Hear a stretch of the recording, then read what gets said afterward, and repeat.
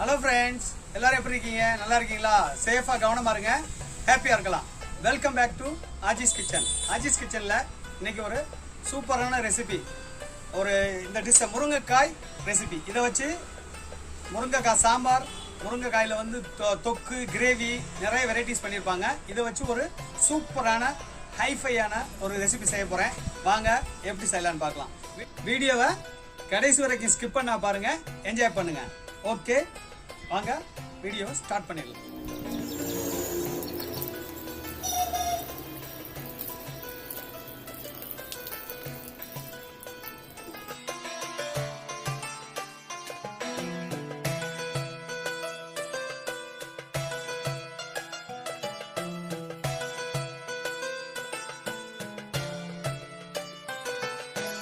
Okay, முருங்கைக்காயை கழுவி சுத்தமாக எடுத்துருக்கேன். இப்போ பாருங்க, கீழே ஒரு கப் பண்ணி எடுத்துக்கலாம். அடுத்து இங்கே ஒரு கட்டு, இங்கே ஒரு கட்டு கட் பண்ணி எடுத்துக்கலாம். அடுத்து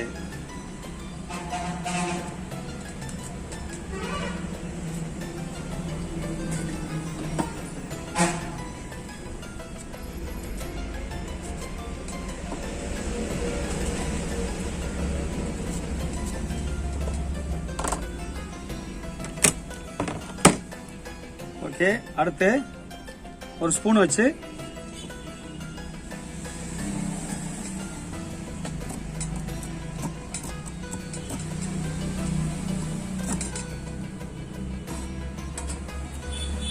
அப்படியே இந்த இதில் உள்ள அந்த சதப்பகுதியெல்லாம் அப்படியே நீட்டாக எடுத்துக்கலாம்.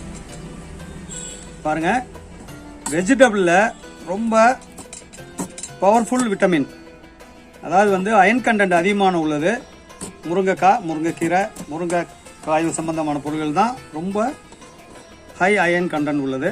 அதில் சின்ன பிள்ளைங்கள்லாம் முருங்கைக்காய் சாப்பிட மாட்டாங்க. இது அயன் கண்டென்ட் சின்ன பிள்ளைங்களுக்கு கொடுத்தோம்னா நல்லா வளருவாங்க, நல்லா ஹெல்த்தியாக இருப்பாங்க. அதுக்கு இந்த ட்ரிக்கில் நம்ம ப்ரிப்பேர் பண்ணி கொடுத்தோம்னா கண்டிப்பாக யாருமே வேண்டான்னு சொல்ல மாட்டாங்க. நம்ம கொடுக்குற அந்த ஸ்நாக்ஸை சூப்பராக கம்ப்ளீட்டாக விரும்பி சாப்பிடுவாங்க. பாருங்க, இந்த மாதிரி இதில் எடுத்துக்கலாம். ஓகேவா? எல்லா சதப்பகுதியும் எடுத்தாச்சு. முருங்கைக்காயில் இதுதான் முக்கியமான இந்த சதப்பகுதி. இதை பாருங்க, சுத்தமாக சீச்சு எடுத்துட்டேன். இந்த மாதிரி எடுத்துட்டோம்னா இதெல்லாம் வேஸ்டேஜ். பாருங்க, 3 முருங்கைக்காயை பீஸ் போட்டு கட் பண்ணி இது மாதிரி நீட்டாக அதில் உள்ள சதப்பகுதியெல்லாம் நீட்டாக எடுத்துட்டு பாருங்க. சுத்தமாக சதப்பகுதியே இல்லை. இது இப்போதைக்கு வேஸ்டேஜ். நம்ம குழம்பு வச்சு சாப்பிட்டு போகிற வேஸ்டேஜ். இப்போ ஆல்ரெடி இது வேஸ்டேஜ் ஆயிடுச்சு. இதை ஒரு சைடில் வச்சுக்கலாம். அடுத்து இதை கட் பண்ணி வச்சுருக்கத எடுத்து நம்ம எடுத்துருக்கத அந்த சதப்பகுதி எல்லாத்தையும் இதை சின்ன சின்ன பொடி பொடி பீஸாக கட் பண்ணிக்கலாம்.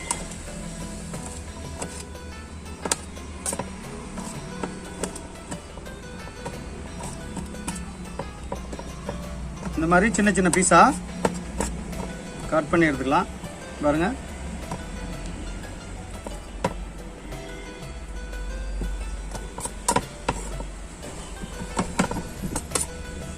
ஓகே. அடுத்த ப்ரிப்பரேஷனுக்கு ரெடி பண்ணிக்க வேண்டியதான்.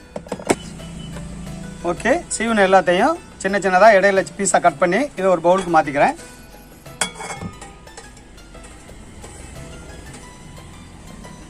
இதுக்கு ஒரு பெரிய வெங்காயம், அதாவது பல்லாரி வெங்காயம், நல்ல ஒரு மீடியம் சைஸு தோல் உரிச்சு ரெடி பண்ணி வச்சிருக்கேன். இதை கட் பண்ணாம நம்ம ஸ்லைசர் வச்சு ஸ்லைஸ் பண்ணிக்க போறேன்.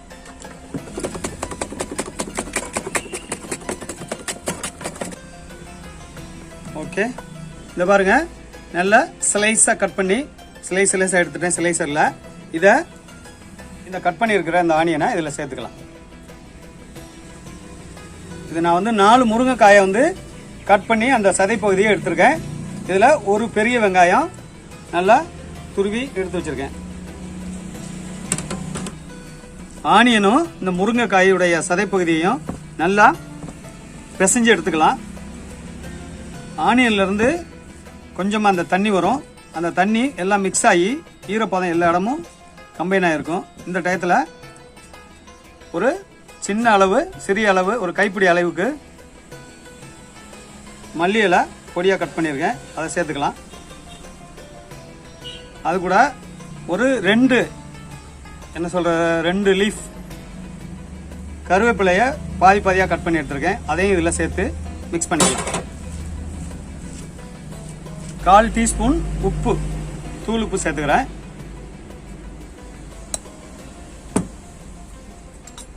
அடுத்தது ஒரு 1/2 டேபிள் ஸ்பூன் மஞ்சள் தூள். அடுத்தது ஒரு 1/2 டேபிள் ஸ்பூன் மிளகாய் தூள். காரத்துக்கு மிளகாய் தூள். நம்ம வந்து பச்சை மிளகாய் சேர்க்கல.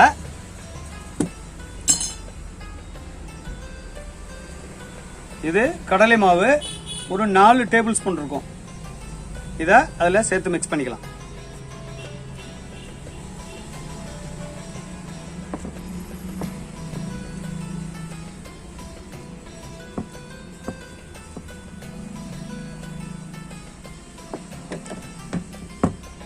இப்போ ஒரு 1/2 டேபிள் ஸ்பூன் பெருங்காயத்தூள்.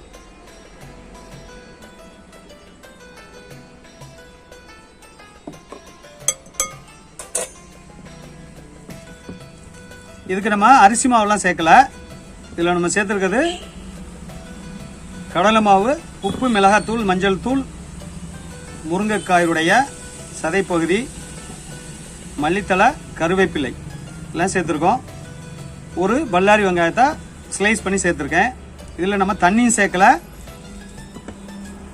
அந்த ஆனியனில் இருந்த தண்ணியிலேயே நம்ம ஈரப்பதம் அந்த இதுக்கு ஃபுல்லாக வந்து கம்ப்ளீட்டாக அதில் பாருங்கள், சூப்பராக இருக்குது. இந்த ஃபார்மெட்டில் செஞ்சு சாப்பிட்டீங்கன்னா சூப்பராக இருக்கும், எல்லாருக்கும் ரொம்பவும் பிடிக்கும். இதில் முக்கியமான அந்த முருங்கைக்காயுடைய அயன் கண்டென்ட்டு ரொம்ப ஹெல்த்துக்கு ரொம்ப சப்போர்ட்டிவாக இருக்கும்.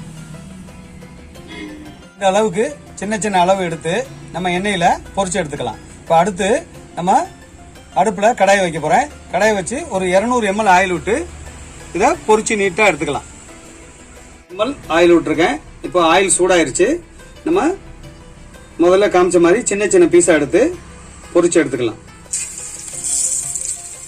இது வழக்கமான ஆனியன் பக்கோடா மெத்தட் தான். பட் இதில் நம்ம வந்து முருங்கைக்காயுடைய அந்த சதைப்பகுதி சேர்த்துருக்கோம். அது ரொம்ப ஹெல்த்தியான ஒரு வெஜிடபிள். அதனால அதை நம்ம குழந்தைகளும் சாப்பிடலாம், பெரியவங்களும் சாப்பிடலாம். இது ஒரு ஸ்பெஷல் ரெசிபியா இருக்குங்கிறக்காக இது ப்ரிப்பேர் பண்ணியிருக்கேன். இது நல்லா இருந்தா, பிடிச்சிருந்தா ஃப்ரெண்ட்ஸுங்களுக்கு லைக் பண்ணுங்க, ஷேர் பண்ணுங்க. கமெண்ட்ஸ் இருந்தாலும் கமெண்ட் செக்ஷன்ல சொல்லுங்க.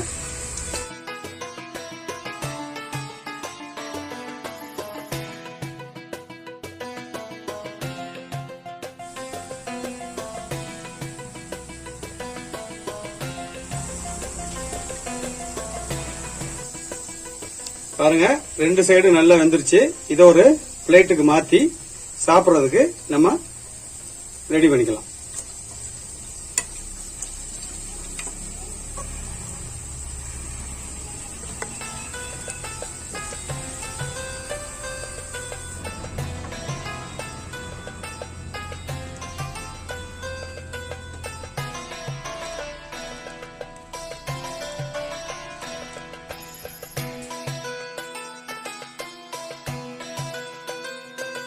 ஓகே ஃப்ரெண்ட்ஸ், இது முருங்கைக்காய் சீசன். முருங்கைக்காய் மரத்தில் ஃபுல்லாக கிடக்கு எல்லா வீட்லேயும். நம்ம குழம்புல போட்டு போட்டு சாப்பிட்டு எச்சு போயிடும். அந்த முருங்கைக்காயில் உள்ள ஃபுல் எனர்ஜியும் நமக்கு கிடைக்கணும்னா ஆனியன் போட்டு இந்த மாதிரி பக்கோடா செஞ்சு கொடுத்தோம்னாக்கா சூப்பராக இருக்குது. இது டேஸ்ட்டு சொன்னோம்னாக்கா காலிஃப்ளவர் பக்கோடா டேஸ்ட்டில் இருக்கும். சூப்பராக இருக்குது சாப்பிட்றதுக்கு. ஓகே ஃப்ரெண்ட்ஸ்,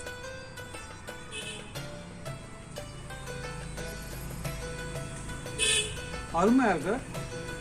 இந்த மெத்தடில் நீங்களும் செஞ்சு சாப்பிட்டு பாருங்கள், சூப்பராக இருக்கும். இது வரைக்கும் ஹாஜிஸ் கிச்சனை சப்ஸ்கிரைப் பண்ணாதவங்க ப்ளீஸ் சப்ஸ்கிரைப் பண்ணிக்கோங்க, லைக் பண்ணுங்கள், கமெண்ட் பண்ணுங்கள். தேங்க்யூ, தேங்க்ஸ் ஃபார் வாட்சிங். Bye bye. சூப்பராக இருக்கும்.